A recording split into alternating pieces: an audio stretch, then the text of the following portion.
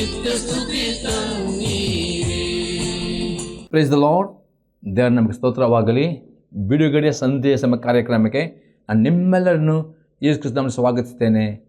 ಪ್ರಾರ್ಥನೆ ಮಾಡೋಣ. ಪರಲೋಕದ ದೇವರೇ, ಯೇಸು ಕ್ರಿಸ್ತನ ನಾಮದಲ್ಲಿ ನನ್ನ ಸನ್ನಿಧಾನಕ್ಕೆ ನಾವು ಬಂದಿದ್ದೇವೆ. ನಿನ್ನ ವಾಕ್ಯಗಳನ್ನು ಧ್ಯಾನ ಮಾಡೋದಕ್ಕೋಸ್ಕರವಾಗಿ ಈ ವಾಕ್ಯಗಳನ್ನು ನಿನ್ನ ಪವಿತ್ರಾತ್ಮಲ್ಲಿ ಅಭಿಷೇಕಿಸು. ಪವಿತ್ರಾತ್ಮಲ್ಲಿ ನಾನು ನಿನ್ನನ್ನು ಸ್ವಾಗತಿಸ್ತೇನೆ. ನಮ್ಮ ಒಳ್ಳೆಯ ಬೋಧಕನಾಗಿದ್ದುಕೊಂಡು ಈ ವಾಕ್ಯದ ಮುಖಾಂತರ ನಿನ್ನ ಜನರ ಸಂಗಡ ಮಾತನಾಡು ಪವಿತ್ರಾತ್ಮೆ. ಈ ಕೆಲವರು ಪ್ರತಿಯೊಬ್ಬರಿಗೆ ಅವರ ಆತ್ಮೆಗೆ ಜೀವ, ಪ್ರೋತ್ಸಾಹ, ಭಕ್ತಿ ಅಭಿವೃದ್ಧಿ ಮತ್ತು ಬಿಡುಗಡೆಯುಂಟು ಮಾಡಬೇಕು ನಾನು ಬೇಡಿಕೊಳ್ತೇನೆ ಯೇಸು ಕ್ರಿಸ್ತನ ನಾಮದಲ್ಲಿ, ಆಮೇನ್. ಇವತ್ತೊಂದು ಧ್ಯಾನ ಮಾಡ್ತೇವೆ. ಕೀರ್ತನೆಗಳು 6 ಅದರ 8ರಿಂದ 10ನೇ ವಾಕ್ಯ ತನಕ. ಸಾಮ್ ಚಾಪ್ಟರ್ 6 ವರ್ಸ್ 8 to 10 ವರ್ಸ್. ಧರ್ಮವನ್ನು ಮೀರಿ ನಡೆಯುವವರೇ, ನೀವೆಲ್ಲರೂ ನನ್ನಿಂದ ತೊಲಗಿ ಹೋಗಿರಿ. ಯೆಹೋವನು ನನ್ನ ಗೋಳಾಟಕ್ಕೆ ಕಿವಿಗೊಟ್ಟು ನನ್ನ ವಿಜ್ಞಾಪನೆಯನ್ನು ಕೇಳಿದನಲ್ಲ. ನನ್ನ ಪ್ರಾರ್ಥನೆಯನ್ನು ಅಂಗೀಕರಿಸುವನು. ನನ್ನ ವಿರೋಧಿಗಳೆಲ್ಲರೂ ಆಸೆಗೆಟ್ಟು ಕಳವಳಗೊಳ್ಳುವರು.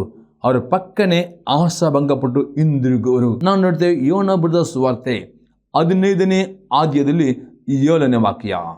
ನೀವು ನನ್ನಲ್ಲಿಯೂ ನನ್ನ ವಾಕ್ಯಗಳು ನಿಮ್ಮಲ್ಲಿಯೂ ನೆಲೆಗೊಂಡಿದ್ದರೆ ಏನು ಬೇಕಾದರೂ ಬೇಡಿಕೊಳ್ಳಿರಿ, ಅದು ನಿಮಗೆ ದೊರೆಯುವುದು. ಇಲ್ಲಿ ಯೇಸು ಕ್ರಿಸ್ತನೇ ನಿಮ್ಮ ಕಷ್ಟದಿಂದ, ನಿಮ್ಮ ವ್ಯಾಧಿ ಪೀಡಿತದಿಂದ ಬಿಡುಗಡೆ ಆಗಬೇಕಾ? ಯೇಸು ಕ್ರಿಸ್ತನೇ ನೀವು ನನ್ನಲ್ಲಿಯೂ ನನ್ನ ವಾಕ್ಯಗಳು ನಿಮ್ಮಲ್ಲಿ ನೆಲೆಗೊಂಡಿದ್ದರೆ ಏನು ಬೇಕಾದರೂ ಬೇಡಿಕೊಳ್ಳಿರಿ, ಅದು ನಿಮಗೆ ದೊರೆಯುವುದು. ಅದರ್ಥವಾದರೆ ನಿಮ್ಮ ಪ್ರಾರ್ಥನೆ ಎದುರು ತಗೊಳ್ಬೇಕಾದ್ರೆ ನೀವು ಯೇಸು ಕ್ರಿಸ್ತನ ನೆಲೆಗೊಳ್ಳುವುದು ಅಂದರ್ಥ.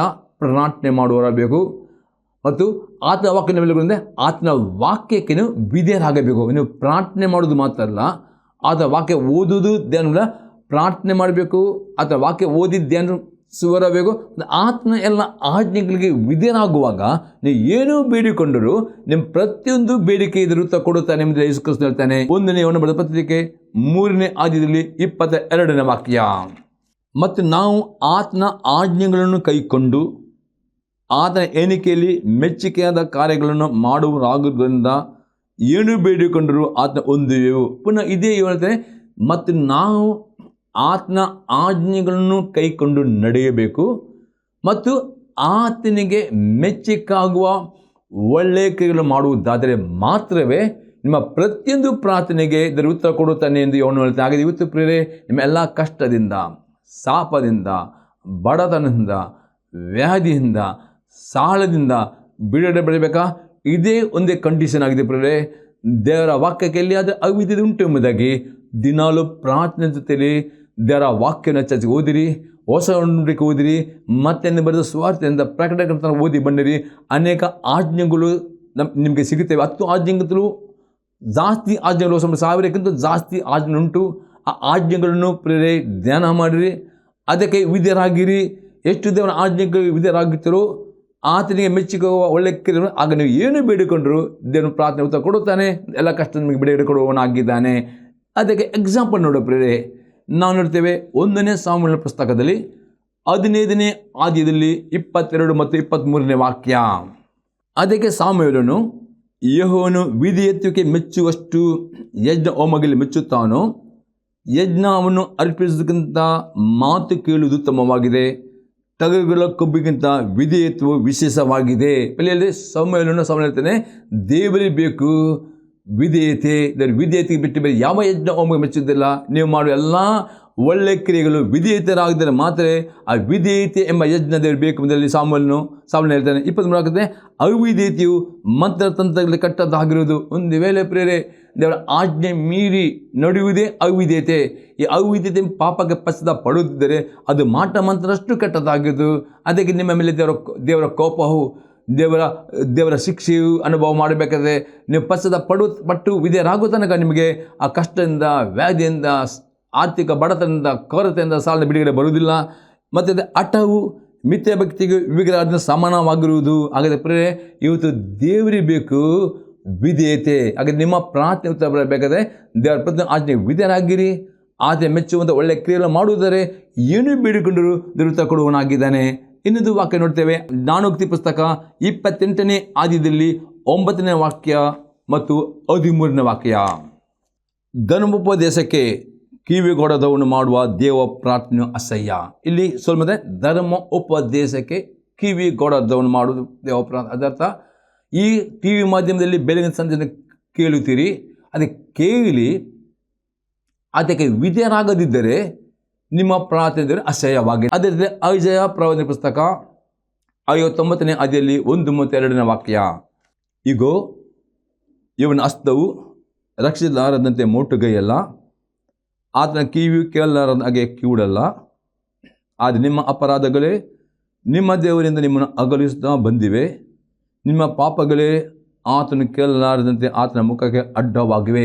ಇಲ್ಲಿ ಅಷ್ಟೇ ಅತಿ ಸ್ಪಷ್ಟತಾನೆ, ದೇವರ ಕೈ ಎಂದಿಗೂ ಮೋಟುಗೈಯಲ್ಲ ಪ್ರೇರೆ, ದೇವರಿಂದ ಕಿವುಡಲ್ಲ. ನೆನಪಿಟ್ಕೊಳ್ಳಿ, ದೇವರು ಕಿವಿ ಪ್ರತಿ ಒಬ್ಬರ ಕೂಗನು ಆತ ಕೇಳುವನಾಗಿದ್ದಾನೆ. ಆತ ಹಸ್ತ ಮೋಟುಗೈಲ್ಲ. ಅದಿಲ್ಲಿ ಐಜಬಳೆ ನಿಮ್ಮ ಸಣ್ಣ ಸಣ್ಣ ಆಗ್ಬೋದು. ಕೆಲವರಿಂದ ನಾವು ದೊಡ್ಡ ಪಾಪ ಮಾಡೋದಿಲ್ಲ, ಸಣ್ಣ ಪಾಪ ಪ್ರೇರೆ ದೇವರ ಮುಂದೆ ನಿಮ್ಮ ಪ್ರಾರ್ಥನೆ ಉತ್ತರ ಅಡ್ಡವಾಗ್ತದೆ. ಮುಂದೆ ಐಜ ಪ್ರವಾದನೆ ಅದಕ್ಕೆ ಪ್ರೇರೆ ದೇವರ ಮುಂದೆ ಬರುವಾಗ ನಿಮ್ಮ ಪಾಪಗಳನ್ನು ಒಪ್ಪಿಕೊಳ್ಳಬೇಕು, ಪಾಪದ ನಡತೆಯನ್ನು ಬಿಟ್ಟು ಬಿಡಬೇಕು, ದೇವರ ಬಗ್ಗೆ ವಿಧೇಯರಾಗಬೇಕು. ಆಗ ನಿಮ್ಮ ಪ್ರಾರ್ಥನೆ ಉತ್ತರ ಬರ್ತದೆ, ದೇವರ ಹಸ್ತ ನಿಮ್ಮನ್ನು ರಕ್ಷಿಸ್ತದೆ, ಬಿಡುಗಡೆ ಕೊಡುತ್ತದೆ ಅಂದರೆ ಐಜ ಪ್ರವಾದಿ ಹೇಳ್ತಾನೆ. ಪ್ರೇರೆ ಇಲ್ಲಿ ಇಸ್ಕೊಳ್ತದೆ, ಅಲ್ಲಿ ನೋಡಬೇಕಲ್ಲಿ ನರ ಹತ್ಯೆ ಮಾಡಬಾರದು ಎಂಬ ಆಜ್ಞೆ ಉಂಟು. ಅದು ಆಜ್ಞೆ ಕ್ಯಾನ್ಸಲ್ ಮಾಡಲಿಲ್ಲ ಯೇಸುಕ್ರಿಸ್ತನು. ಅದಕ್ಕೆ 3 ಆಜ್ಞೆ ಕೊಟ್ಟಿದ್ದಾನೆ. ಇವತ್ತು ನೀವು ನರಹತ್ಯೆ ಮಾಡುವುದಿಲ್ಲ, ಹಾಗಾದರೆ ನೀವು ನಿಮ್ಮ ಸಹೋದರ ನೋಡಿ ನೀಚ, ನಿಮ್ಮ ಸಹೋದರ ಚಿಟ್ಟು ಮಾಡುತ್ತೀರೋ, ಮುರುಕ ಅಂಡುತ್ತೀರೋ, ಹಾಗಾದರೆ ಈ 3 ಪಾಪವು ನರಹತ್ಯೆ ಪಾಪಕ್ಕೆ ಸಮಾನ ನಿಮ್ಮದು ಯೇಸುಕ್ರಿಸ್ತ ಹೇಳ್ತಾನೆ. ಬರೀ ಈ ರೀತಿ ನಿಮ್ಮ ಸಹೋದರ ನೀಚ ಅಥವಾ ಮುರುಕನು ಆತ ಅವನು ಸಿಟ್ಟುಕೊಂಡರೆ ಪ್ರೇರೆ ನಿಜವಾಗಿ ಆ ಸಹೋದರ ಮನಸ್ಸಿನಲ್ಲಿ ನೋವು ಇರುತ್ತದೆ ಪ್ರೇರೆ.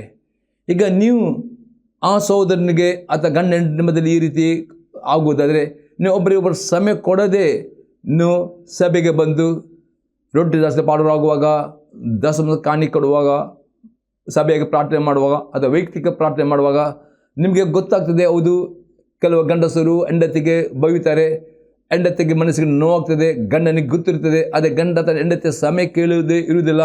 ಹಾಗಾದರೆ ದೇವರ ಗಂಡನ ಪ್ರಾರ್ಥನೆ ಎದುರು ಕೇಳುವುದಿಲ್ಲ. ಹೆಂಡತಿ ತನ್ನ ಗಂಡನಿಗೆ ಬೈಯುತ್ತಾರೆ, ಹೆಂಡತಿ ಗೊತ್ತಾದ ಗಂಡನಿಗೆ ತನ್ನ ಬೈದಿಂದ ನೋವಾಯಿತು, ಹೆಂಡತಿ ತನ್ನ ಗಂಡ ಸಾರಿ ಎಂದು ಸಮಯ ಕೊಡುವುದಿಲ್ಲ, ಆ ಹೆಂಡತಿಯ ಪ್ರಾರ್ಥನೆ ಅಡ್ಡಿಯಾಗ್ತದೆ. ಅದೇ ಸಭೆಯಲ್ಲಿ ಪ್ರೇರೆ ನಿಮ್ಮ ಸಭಾ ಪಾಲಕರಿಗೆ ವಿರುದ್ಧವಾಗಿ ಮಾತನಾಡ್ತೀರಿ, ಆಗ ನಿಮ್ಗೆ ಗೊತ್ತಾಗ್ತದೆ ಅವರಿಗೆ ನೋವುಂಟು. ಅವರಿಗೆ ಈ ರೀತಿ ಒಬ್ಬರೊಬ್ಬರ ವಿರುದ್ಧ ಮಾತನಾಡಿಕೊಂಡು, ಕೋಪ ಮಾಡಿ, ಬೈದುಕೊಂಡು, ಶಪಿಸಿಕೊಂಡು ಈ ರೀತಿ ನೀವು ಮಾಡಿಕೊಳ್ಳುವಾಗ ನಿಮ್ಗೆ ಗೊತ್ತಾಗ್ತದೆ ಅದು ಯಾರಿಗೆ ನೀವು ಮಾತನಾಡ್ತೋ ಅವರಿಗೆ ಆ ಮಾತುಗಳು ಅವರಿಗೆ ನೋವು ಇರ್ತದೆ.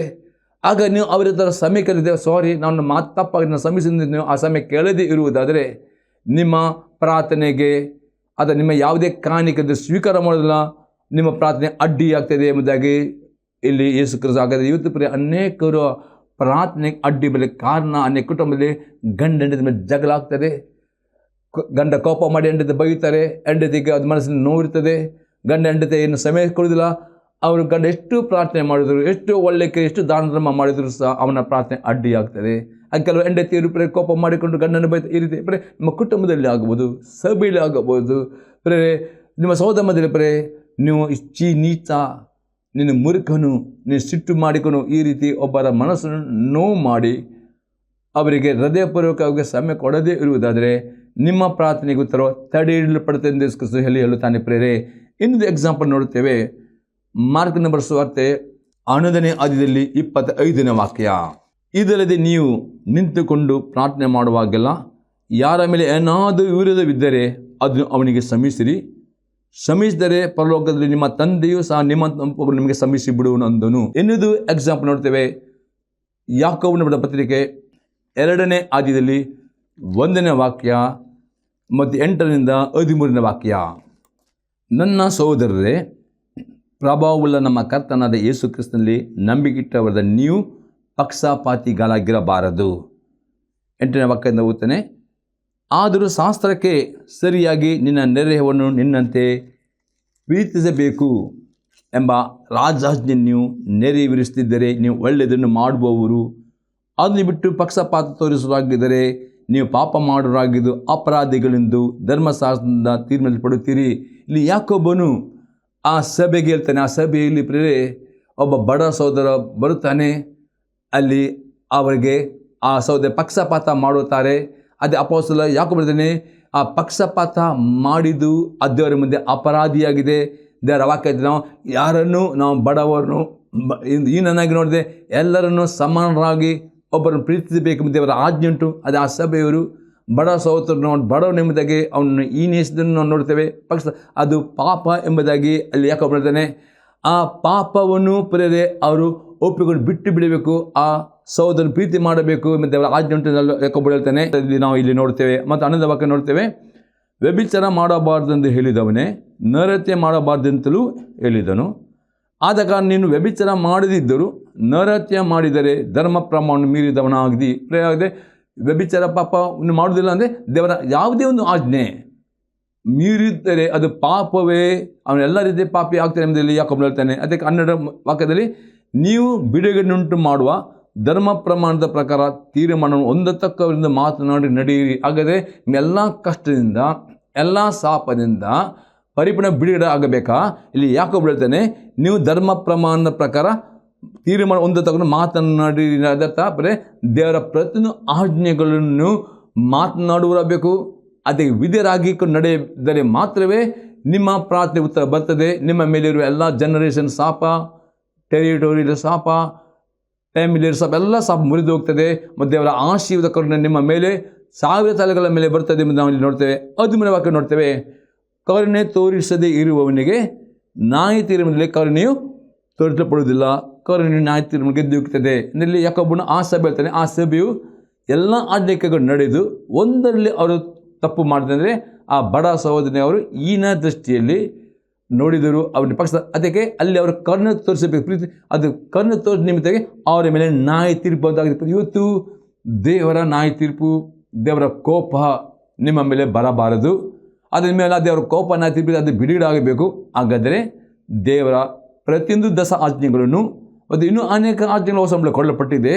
ನೀವು ಮತ್ತಾಯನೋ ಬರೆದ ಸುವಾರ್ತೆಯಿಂದ ಪ್ರಕಟಣೆ ತನಕ ದಿನಾಲೂ ದೇವರ ವಾಕ್ಯವನ್ನು ಓದಬೇಕು. ಓದಿದ ಹಾಗೆ ಪ್ರತಿಯೊಂದು ಆಜ್ಞೆಗಳನ್ನು ಗಮನಿಸಿಕೊಳ್ಳಿರಿ, ಅದನ್ನು ಜ್ಞಾಪಕದಲ್ಲಿಟ್ಟುಕೊಳ್ಳಿ.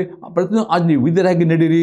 ಹಾಗೆ ನಿಮ್ಮೆಲ್ಲ ಪ್ರಾರ್ಥನೆ ಕೊಟ್ಟು ನಿಮಗೆ ಎಲ್ಲ ಕಷ್ಟದ ಬಿಡುಗಡೆ ಕೊಡ್ತಾರೆ ಎಂಬುದಾಗಿ ಈ ಒಂದು ಕೀರ್ತನೆಯಲ್ಲಿ ನಾವು ಕಳೆದುಕೊಳ್ಳುತ್ತೇವೆ. ಮತ್ತು ದೇವರ ಆತ್ಮನ ಅನೇಕರು ಪ್ರೇರೆ ಕಷ್ಟದಲ್ಲಿದ್ದೀರಿ, ಪ್ರಾರ್ಥನೆ ಆದರೆ ನಿಮಗೆ ಬಿಡುಗಡೆ ಬೇಕಾ? ಒಂದೇ ಕಂಡೀಷನ್, ದೇವರ ಆಜ್ಞೆಗಳಿಗೆ ವಿಧೇಯರಾಗಿರಿ. ಹುಡುಕಿಕೊಂಡು ಮತ್ತು ಪ್ರಾರ್ಥನೆ ಮಾಡಿರಿ. ಆದರೆ ಮೆಚ್ಚುವ ಕಾರ್ಯ ನಿಮ್ಮ ಎಲ್ಲ ಪ್ರಾರ್ಥನೆ ತಗೊಳ್ಳೋಣ ಆಗಿದೆ ದೇವರ ಆತ್ಮನು ಹೇಳುತ್ತಾನೆ. ಪ್ರೇರೆ 2ನೇ ಸಂಘ ನೋಡ್ತೇವೆ, ದೇವರು ನಿಮ್ಮ ಗೋಲಾಟಕ್ಕೆ ಕಿವಿ ಕೊಡುತ್ತಾನೆ ಮತ್ತು ನಿಮ್ಮ ವಿಜ್ಞಾನ ಕೇಳುತ್ತಾನೆ. ನಾವು ನೋಡ್ತೇವೆ ದೃಷ್ಟಾಂತಗಳು 2ನೇ ಪುರಗಳ ವರ್ತನ ಕಾಂಡ 7ನೇ ಆದ್ಯದಲ್ಲಿ 14ನೇ ವಾಕ್ಯ, ನನ್ನ ವಿರುದ್ಧ ನನ್ನ ಪ್ರಜೆಗಳು ತಮ್ಮನ್ನು ತಗ್ಗಿಸಿಕೊಂಡು ತಮ್ಮ ಕೆಟ್ಟ ನಡತೆಯನ್ನು ಬಿಟ್ಟು ತಿರುಗಿಕೊಂಡು ನನ್ನನ್ನು ಪ್ರಾರ್ಥಿಸಿ ನನ್ನ ದರ್ಶನ ಭವಿಸುವುದಾದರೆ ನಾನು ಪರಲೋಕದಲ್ಲಿ ಲಾಲಿಸಿ ಅವರ ಪಾಪಗಳನ್ನು ಶ್ರಮಿಸಿ ಅವರ ದೇಶದಲ್ಲಿ ಆರೋಗ್ಯ ದಯ ಪಾಲಿಸುವೆನು. ಪ್ರೇರಣೆ ಇದು ದೇವರು ಕೊಟ್ಟ ಒಂದು ಆಜ್ಞೆ ಆಗಿದೆ. ಅಲ್ಲಂಬಿಕೆಯಲ್ಲಿ ಪ್ರೇರೆ ನಿಮ್ಮ ಜೀವಿತದಲ್ಲಿ ಬರೀ ಕಷ್ಟಗಳುಂಟು, ಬಡತನ ಉಂಟು, ಕೊರತೆ ಉಂಟು, ಸಾಲಗಳುಂಟು, ವ್ಯಾಧಿಗಳುಂಟಿದ್ದ ಬಿಡುಗಡೆಯಾಗಬೇಕಾ? ಇಲ್ಲದೆ ನನ್ನವರು ನನ್ನ ಪ್ರಜೆಗಳು ಎಂದರೆ ನೀವು ಕುಟುಂಬವಾಗಿ ಸಭೆ ಹಾಕೊಂಡು ಉಪವಾಸದಿಂದ ಗೊತ್ತು ಮಾಡಿಕೊಂಡು ಉಪವಾಸ ಮಾಡಿ ನಿಮ್ಮ ಪಾಪಕ್ಕೆ ನೀವು ಪಶ್ಚಾತ್ತಾಪ ಪಡುವುದಾದರೆ ದೇವರು ಏನು ಮಾಡ್ತಾನೆ? ಪರಲೋಕದಿಂದ ನಿಮ್ಮ ಪ್ರಾರ್ಥನೆ ಲಾಲಿಸಿಕೊಂಡು ನಿಮಗೆ ಆರೋಗ್ಯವನ್ನು ಬಿಡುಗಡೆ ಕೊಡ್ತಾನೆ ಎಂದು ದೇವರ ಆತ್ಮ ಹೇಳ್ತಾನೆ. ಒಂದು ವೇಳೆ ಪ್ರೇರೆ ಉಪವಾಸದಲ್ಲಿ ಬಲ ಉಂಟು, ಬರೀ ಉಪವಾಸ ಮಾಡೋದು ಮಾತ್ರ, ಉಪವಾಸ ಮಾಡಿ ಕುಟುಂಬವಾಗಿ ಸಭೆಗೆ ಪ್ರಾರ್ಥನೆಗೆ ಬರಬೇಕು. ದೇವರ ಕೇಳಿ ದೇವನನ್ನು ಆಶೀರ್ವಾದಕ್ಕೆ, ನನ್ನ ಬಿಡುಗಡೆಗೆ, ನನ್ನ ಏನು ಪಾಪ ಉಂಟು ದೇವರು ತೋರಿಸಿಕೊಡಿ ಎಂದು ಹೇಳುವಾಗ ದೇವರ ಆತ್ಮನು ಆ ಸಭೆಯಲ್ಲಿ ದೇವರ ಸೇವಕರ ಮುಖಾಂತರ, ವಾಕ್ಯೋಪದೇಶದ ಮುಖಾಂತರ ಅಥವಾ ಪ್ರವಾದನೆ ಮುಖಾಂತರ ಅಥವಾ ಬೈಬಲ್ ಮಾತನಾಡುವಾಗ ಅದನ್ನೇ ವಾಕ್ಯ ಓದುವ ನಿಮ್ಮಲ್ಲಿ ಮಾತನಾಡ್ತಾನೆ. ನಿಮ್ಮಲ್ಲಿ ಪಾಪಕ್ಕೆ ಪಶ್ಚಾತ್ತಾಪ ಪಟ್ಟುಕೊಂಡು ಎಲ್ಲ ಅವಿದ್ಯೆ ಬಿಟ್ಟುಕೊಂಡು ದೇವರ ವಾಕ್ಯ ವಿಧೇಯರಾಗಿ ನಿಮ್ಮನ್ನು ಒಪ್ಪಿಸಿಕೊಡುವುದಾದರೆ ದೇವರು ಹೇಳ್ತಾನೆ, ನಿಮ್ಮ ಉಪವಾಸವನ್ನು ಕೇಳುತ್ತೇನೆ ಮತ್ತು ನಿಮಗೆ ಆರೋಗ್ಯವನ್ನು ಉತ್ತ ಕೊಡುತ್ತೇನೆ ಎಂದರು ವಾಗ್ದಾನ ಮಾಡುತ್ತಾನೆ. ಆದರೆ ಈ ಪಶ್ಚಾತ್ತಾಪದ ಹೃದಯ ಅತಿ ಇಂಪಾರ್ಟೆಂಟ್ ಆಗಿದೆ. ಇನ್ನೊಂದು ಎಕ್ಸಾಂಪಲ್ ನೋಡ್ತೇವೆ ಪ್ರೇರೆ, ಯೋನ ಪ್ರವಾದಿ ಪುಸ್ತಕದಲ್ಲಿ 3ನೇ ಆದ್ಯದಲ್ಲಿ 6ರಿಂದ 10ನೇ ವಾಕ್ಯ ತನಕ, book of Jonah chapter 3 verse 6 to 10. ಯೋನನ ಪ್ರಕಟಣೆಯು ನಿನ್ನೆಯ ಅರಸನಿಗೆ ಮುಟ್ಟಲು ಅವನು ಸಿಂಹಾಸನದಿಂದ ಎದ್ದು ತನ್ನ ನಿಲುವಂಗಿಯನ್ನು ತೆಗೆದುಬಿಟ್ಟು ಗೋಣಿ ತಟ್ಟನ್ನು ಸುತ್ತಿಕೊಂಡು ಬೂದಿಲಿ ಕೂತನು. ಇದಲ್ಲದೆ ಅವನು ತನ್ನ ಮತ್ತು ರಾಜ್ಯಾಧಿಕಾರಿಗಳ ಆಜ್ಞೆಯನ್ನಾಗಿ ಜನ, ಪಶು, ಮಂದೆ ಹಿಂಡು ಇವುಗಳು ಏನೂ ರುಚಿ ನೋಡೋದಿರಲಿ, ತಿನ್ನದಿರಲಿ, ಕುಡಿಯದಿರಲಿ. ಜನರಿಗೂ ಪಶುಗಳಿಗೂ ಗೋಣೆತಟ್ಟು ಓದಿಕೆ ಆಗಲಿ. ಎಲ್ಲರೂ ದೇವರಿಗೆ ಬಲವಾಗಿ ಮೊರೆ ಇಡಲಿ. ಒಬ್ಬೊಬ್ಬನು ತನ್ನ ದುರ್ಮಾರ್ಗವನ್ನು ತಾನು ನಡೆಸಿದ ಹಿಂಸೆಯನ್ನು ತೊರೆದು ಬಿಡಲಿ. ದೇವರು ಒಂದು ವೇಳೆ ಮನಮರುಗಿ ಹಿಂದಿರುಗಿ ತನ್ನ ಉಗ್ರ ಕೋಪವನ್ನು ತೊಲಗಿಸನು. ನಾವು ನಾಶವಾಗದೆ ಉಳಿದೇವೆ ಎಂಬುದನ್ನು ನಿನ್ನೆವೆಲ್ಲ ಸಾರಿಸಿದನು. ದೇವರು ನಿನ್ನೆಯವರ ಕಾರ್ಯಗಳನ್ನು ನೋಡಿ ಅವರು ತಮ್ಮ ದುರ್ಮಾರ್ಗದಿಂದ ತಿರುಗಿಕೊಂಡನ್ನು ತಿಳಿದು ಮನಮರುಗಿ ತಾನು ಅವರಿಗೆ ಮಾಡಿದ್ದು ಪ್ರಕೃತ ಕೇಡನ್ನು ಮಾಡದೆ ಬಿಟ್ಟನು. ನೋಡ್ತೇವೆ ಇಲ್ಲಿ ಯೋನೆಂಬ ಪ್ರವಾದಿ ನಿನ್ನೆ ಪಟ್ಟಣ ಡೈರೆಕ್ಟರ್ ಪ್ರವಾದಿ ಅಂದರೆ ನಿನ್ನೆ ಪಟ್ಟಣದಲ್ಲಿ ಪಾಪವು ಜಾಸ್ತಿ ಆಗಿದೆ, ವಿಗ್ರಹಾರಾಧನೆ ಜಾಸ್ತಿ ಆಗಿದೆ, ವ್ಯಭಿಚಾರ ಜಾಸ್ತಿ ಆಗಿದೆ. ಅದಕ್ಕೆ ಈ ನಿನ್ನೆ ಪಟ್ಟಣವು 40 ದಿನ ಕೆಡಲಪಡುವುದು ಎಂಬುದಾಗಿ ಯೋನ ಪ್ರವಾದಿ ಹೋಗಿ ಪ್ರವಾದನೆ ಮಾಡ್ತಾನೆ. ಈ ಪ್ರವಾದಿ ಕೇಳಿದ ಕೂಡಲೇ ಆ ಅರಸನು, ಆ ಜನರು ಆ ಪ್ರವಾದಿಯನ್ನು ವಿರುದ್ಧ ಮಾತನಾಡೋದಿಲ್ಲ. ಅವ್ರು ನಂಬುತ್ತಾರೆ. ಪ್ರವಾದಿಗಳು ಮಾತು ದೇವರಿಂದ ಮಾತನಾಡೋದು ನೆರವೇರಿದ ಎಂಬುದಕ್ಕೆ ಅವ್ರು ನಂಬಿಕೊಂಡು ಇಮಿಡಿಯೇಟ್ ಇಡೀ ನಿನ್ನೆ ಪಟ್ಟಣದಲ್ಲಿ ಆ ನಿನ್ನೆ ಅರಸನು ಉಪವಾಸಕ್ಕೆ ಕರೆ ಕೊಡುತ್ತಾನೆ. ಅವರು ಅವಿಶ್ವಾಸಿಗಳು ಆದರೆ ಉಪವಾಸದಲ್ಲಿರೋ ಮಹತ್ವ ಅವರಿಗೆ ಗೊತ್ತಿತ್ತು. ಇಡೀ ಜನರು ನೀರು ಕುಡಿಯದೆ, ಊಟ ಮಾಡದೆ, ಮಕ್ಕಳಿಗೂ ಪ್ರಸಗಳು ಕೊಡದೆ ಅವರು ಉಪವಾಸ ಮಾಡಿಕೊಂಡು ಕೂಗುತ್ತಾರೆ. ಮತ್ತು ಅಷ್ಟೇ ಅಲ್ಲದೆ ಅವರು ನಿರ್ಧಾರ ಮಾಡ್ತಾರೆ, ನಮ್ಮ ದುರ್ಮಾರ್ಗವನ್ನು ಬಿಟ್ಟು ಬಿಡಬೇಕು. ಆವಾಗ ಮಾತಾಡಿ ದೇವರು ಅವರೆಲ್ಲರೂ ಒಂದು ನಿರ್ಧಾರ ಮಾಡ್ತಾರೆ. ದೇವರ ಕೋಪ ಬರಲಿಕ್ಕೆ ಕಾರಣ ನಾವು ದೇವರ ದೃಷ್ಟಿಯಲ್ಲಿ ನಾವು ಪಾಪಿಗಳಾಗಿದ್ದೇವೆ. ದೇವರ ದೃಷ್ಟಿಯಲ್ಲಿ ನಾವು ಆತ ಒಪ್ಪಿಕೊಂಡು ಎಲ್ಲರೂ ಇಡೀ ಆ ಊರೇ ಅವ್ರು ನಿರ್ಧಾರ ಮಾಡ್ತಾರೆ. ಅರಸನು ಹೇಳ್ತಾನೆ, ಎಲ್ಲರೂ ತಮ್ಮ ದುರ್ಮಾರ್ಗ ಬಿಟ್ಟು ಬಿಡುತ್ತಾರೆ, ತಮ್ಮ ಪಾಪಕ್ಕೆ ಪಸ ಪಡುತ್ತಾರೆ. ದೇವರು ಆತ್ಮವಾಗಿದ್ದರೆ ದೇವರು ಆ ನಿನ್ನೆಯವರ ಕಾರ್ಯ ಏನು ಕಾರ್ಯ? ಅವರು ಉಪವಾಸ ಮಾಡಿ ತಗ್ಗಿಸ್ಕೊಂಡ್ರು ಮಾತ್ರವಲ್ಲ, ಅವ್ರ ದುರ್ಮಾರ್ಗತನದಿಂದ ತಿರುಗಿಕೊಂಡರು. ಅವರು ದುರ್ಮಾರ್ಗವನ್ನು ಪಾಪದ ಜೀವಿತ ಬಿಟ್ಟು ಬಿಡುತ್ತೆ ಎಂಬುದಾಗಿ ಅವರು ಮಾತು ಕೊಟ್ಟರು, ತಿರುಗಿಕೊಂಡು ಆ ಕಾರ್ಯವನ್ನು ನೋಡಿಕೊಂಡು ದೇವರಿಗೆ ಮನಮರುಗಿ ದೇವರು ಆ ಯೋನ ಪ್ರವಾದಿ ಮಾತಿನಿಂದ ಆ ಕೇಡು, ಆ ಒಂದು ಶಾಪ ಬರ ಮಾಡಲಿಲ್ಲ. ಹಾಗಾದರೆ ಪ್ರೇರ, ಇವತ್ತು ನಿಮ್ಮ ಮೇಲೆ ಯಾವ ಶಾಪ ಹಾಕಬಹುದು, ಯಾವ ಮಾಟ ತೆರಬಹುದು, ಏನಿದ್ದರೂ ಅದು ಬ್ರೇಕ್ ಮಾಡಲಿಕ್ಕೆ ಸಾಧ್ಯ ಉಂಟು. ಉಪವಾಸವಿದ್ದುಕೊಂಡು ನಿದರ್ಶನ ಬರಬೇಕು ಮತ್ತು ಪಾಪಕ್ಕೆ ಪಶ್ಚಾತ್ತಾಪ ಪಡುವುದಾದರೆ ನಿಮ್ಮ ಮೇಲೆ ಹಾಕಿದ ಯಾವ ಶಾಪವ ಯಾವ ದೇವರ ಏನೂ ಬರದೆ ದೇವರ ಕೋಪ ದೇವರು ತೆಗೆದು ಬಿಡ್ತಾನೆ, ದೇವರು ಕನಿಕರಿಸ್ತಾನೆ ಎಂಬುದೇ ನಾವು ಇಲ್ಲಿನ ದೃಷ್ಟಾಂತ ನಾವು ನೋಡುವರಾಗಿದೆ ಪ್ರೇರೆ. ಇನ್ನೊಂದು ಎಕ್ಸಾಂಪಲ್ ನೋಡ್ತೇವೆ. ಮೀಕನ ಪ್ರವಾದನೆ ಪುಸ್ತಕದಲ್ಲಿ 7ನೇ ಅಧ್ಯಾಯದಲ್ಲಿ 7ರಿಂದ 10ನೇ ವಾಕ್ಯ ತನಕ.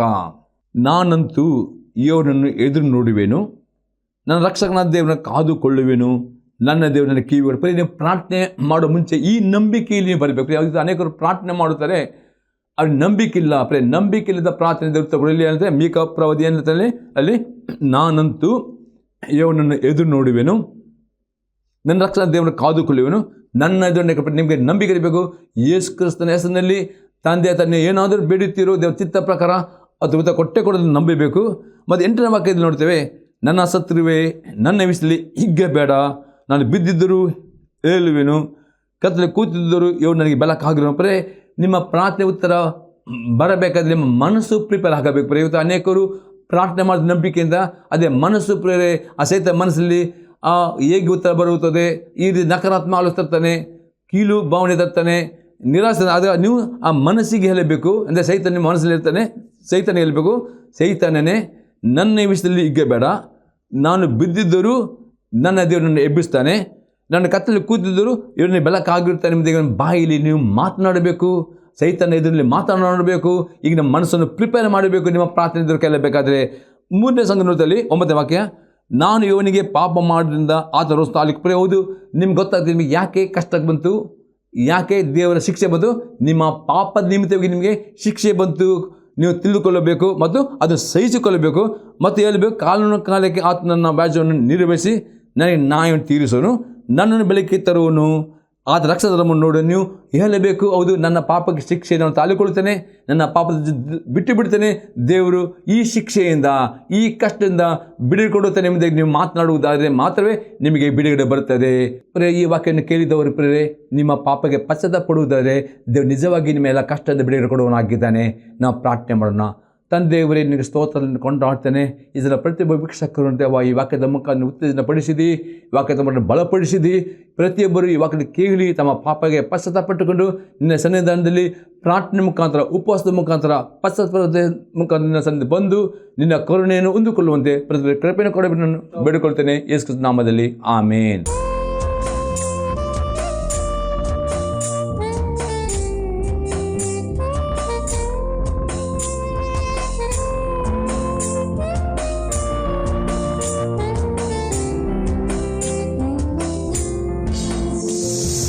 ಮಹಿಮೆಯ ಕರ್ತನಿಗೆ ಜಯ ಜಯ ಜಯವೆನ್ನಿರಿ, ಜಯ ವೀರ ದೇವನಿಗೆ ನಿತ್ಯ ಸ್ತುತಿ